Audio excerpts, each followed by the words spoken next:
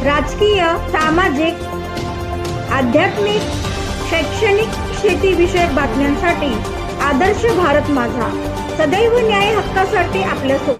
आदई येथे भाजपच्या वतीने नेत्र तपासणी शिबिर संपन्न. भारतीय जनता पार्टी, आदई, नेवाळी व लायन्स क्लब पनवेल यांच्या संयुक्त विद्यमाने तसेच लोकनेते रामशेठ ठाकूर व आमदार प्रशांत ठाकूर यांच्या मार्गदर्शनाखाली आदई येथे नेत्र तपासणी शिबिराचे आयोजन करण्यात आले होते. शनिवार दिनांक 27 डिसेंबर रोजी सकाळी 9 ते दुपारी 2 वाजेपर्यंत आदई येथील श्री गोपाळकृष्ण मंदिराच्या प्रांगणात हे शिबिर पार पडले. या शिबिरात लहान मुले, युवक तसेच ज्येष्ठ नागरिकांनी मोठ्या संख्येने सहभाग घेत नेत्र तपासणीचा लाभ घेतला.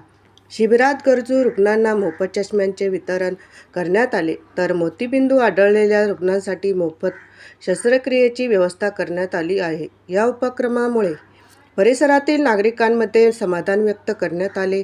या समाज उपयोगी उपक्रमांसाठी भारतीय जनता पार्टीच्या कार्यकर्त्यांनी मोलाचे सहकार्य केले.